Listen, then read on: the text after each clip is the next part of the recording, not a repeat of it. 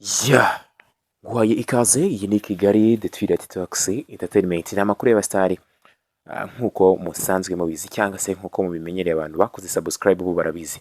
So twihuse cyane rero tugiye kugaruka ku nkuru y'uwitwa Iyamano. Navuga ko ari inkuru ikomeje kugenda trending hirya no hino, abantu benshi bakomeje kuza bavugaho ibitekerezo byinshi bigiye bitandukanye. Ni inkuru navuga ngo yagiye hanze ku mugoroba wo kuri uyu wa kane, nibwo iyi nkuru yabashije kuba ijya hanze, aho yagaragaje ko afite agahinda kadasanzwe ubwo yapostingaga amagambo akomeye ndetse akanayaherekeresha amarira, ubona ko rwose Iyamano ashobora kuba ababaye. Ndetse bitari ibyo ngibyo, bamwe batangiye kuvuga ko ashobora kuba agiye no kuba yiyahura bitewe n'ibyo yabashije kuba atangaza. Ibi ngibi byabaye nyuma y'uko n'ubundi hari habaye isomwa ry'urubanza rya bamwe mu baregwa barezwe n'uyu muhanzi bazira kuba basakaza amashusho arimo ubwambure bwe, ndetse ubwo yagaragaraga arimo gutera akabariro n'umugore we.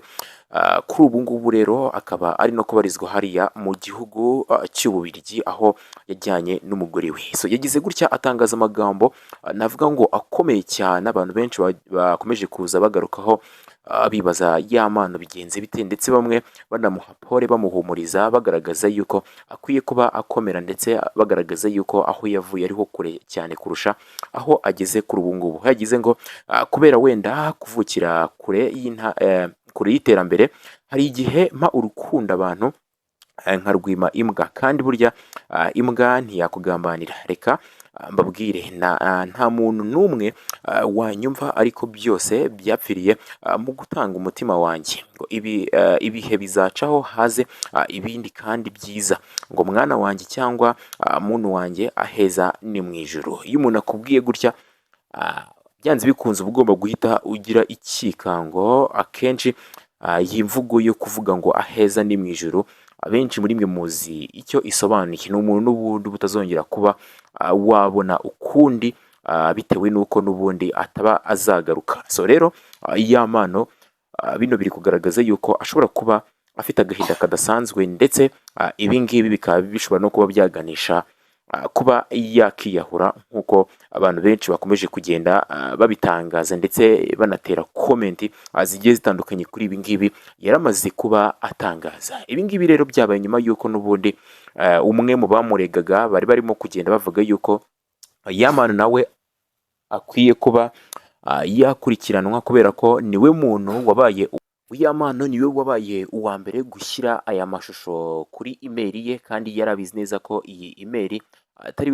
atari we wenyine nyine wari uri kugenda ayikoresha, kubera ko murabizi abahanzi iyo bafite management ndetse n'abandi bagenda babafasha, bagomba kugira imeri nabo. Iyo imeri bakayigiraho uburenganzira, bitewe n'uko igihe ba uploadingira indirimbo cyangwa se igihe bashyira ibikorwa byabo kuri channel zabo cyangwa se n'ahandi hagiye hatandukanye, uyu Iyamano ntabwo yabivamo wenyine, aba agomba kugira abantu byanze bikunze n'ubundi bamufasha. Rero muri ubwo buryo ngo yashyizeho aya mashusho ayabikaho kugira ngo wenda ajye yibutsa ibihe byiza yagiranye n'umukunzi we, ariko iyi imeri ntabwo ari we wenyine wari uyifite. Rero uwo nguwo wari uri kugenda aregwa agaragaza yuko uyu Iyamano nawe yari akwiye kuba akurikiranwa, kuko yari wabaye uwa mbere mu gusakaza cyangwa se mu kuzengurutsa aya mashusho, bityo rero akwiye nawe kuba yakurikiranwa. So rero nta bindi byinshi navuga kuri iyi nkuru, usibye kugutangariza yuko uyu Iyamano ibihe arimo mu by'ukuri biragaragara yuko bitoroshye. Umugabo burya asutse amarira agasohoka hanze ukayabona, nk'uko bajya bakunda kubivuga ngo amarira y'umugabo atemba ajya mu nda.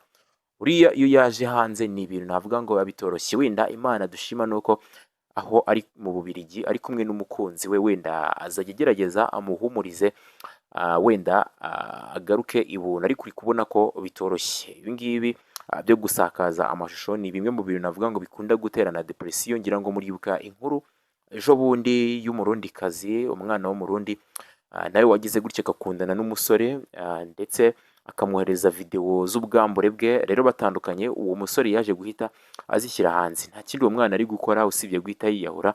Yariyahushye, ariko ku bw'amahirwe yararwaye bikomeye, ariko biragaragara yuko atigeze apfa. So ngayo nguko nimba ukora ikintu ujye ugikora uziga ndetse unazi neza bikigiye hanze sosiyete uko ishobora kuba yagufata, kuko n'ijambo ry'Imana rivuga ngo nta kibera mu bwihisho na kimwe kitazigera kijya ahagaragara. So mugire ibihe byiza rero, yari Kigali The Twilight Talks Entertainment, amakuru y'abasitariyo nakagaruka.